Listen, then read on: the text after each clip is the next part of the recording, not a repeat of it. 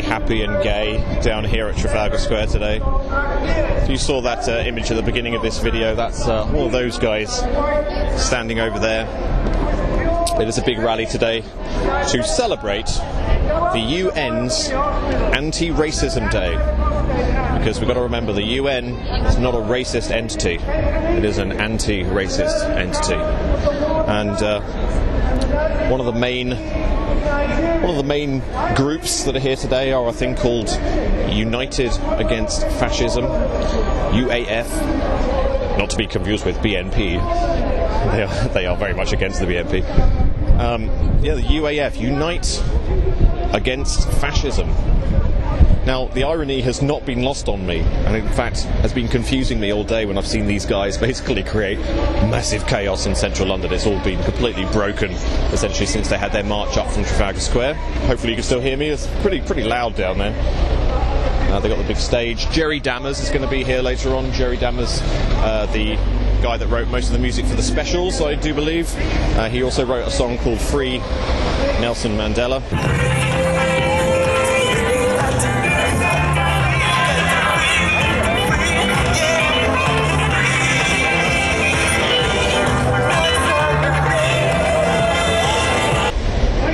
Of course, do we know the real story about Nelson Mandela? No, we don't. Will we ever know the real story about Nelson Mandela?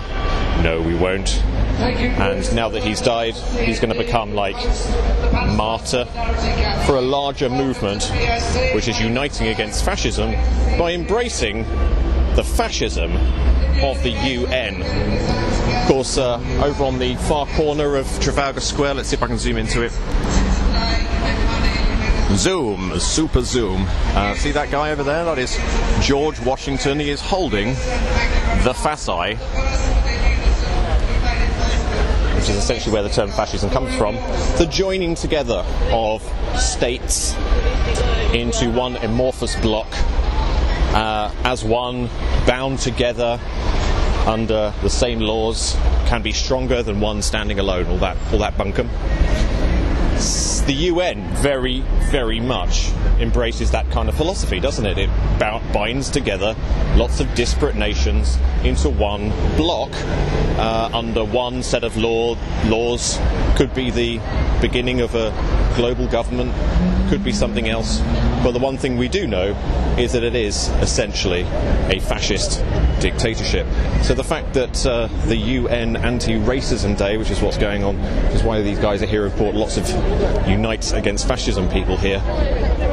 It's a little bit odd, isn't it? It's a little bit odd. There's quite a large police presence. They're all looking very friendly and none of them looking nervous or anything. I don't think they're expecting the EDL to turn up today.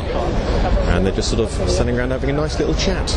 I saw one earlier on checking out the local bylaws in Trafalgar Square. Presumably they don't want people feeding the pigeons. I mean, that could be the worst thing to ever happen in this square, is for people to actually feed animals food, because that's a crime in this town. £500 fine, for feeding a pigeon.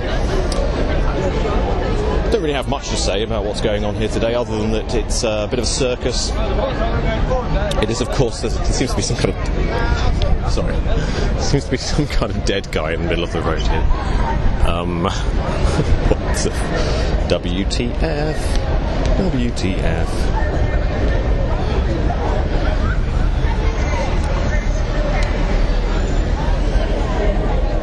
He's wearing a small badge. I don't want to look at it. I don't want to get involved.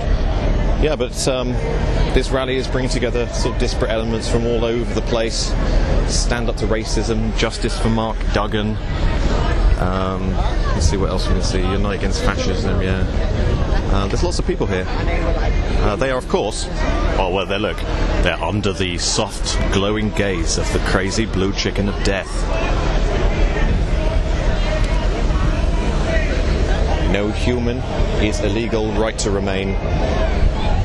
There's a lot of people speaking earlier on representing Romania who are saying that they come to this country to escape persecution, and of course what do they find when they come here? They find persecution.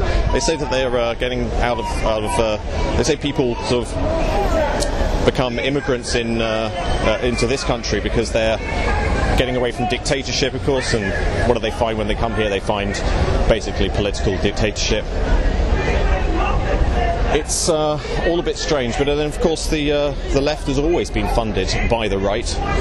This is the one thing that possibly all the speakers up on there are not going to talk about, is how much money has flowed their way from essentially what is the right wing. I was reading Tragedy and Hope, which is really difficult to read, isn't it? Tragedy and Hope, if you've ever tried it, it's like swathes and swathes and swathes about the nuclear industry and the bombing of Tokyo and all of this kind of stuff. But there are little bits in there which really start to illustrate, I think, well, help you to understand what's going on in things like this.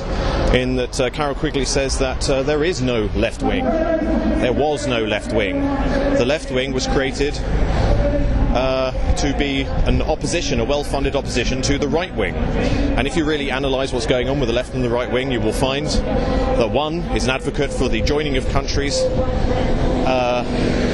using one method. The other is a way of joining together countries using another method.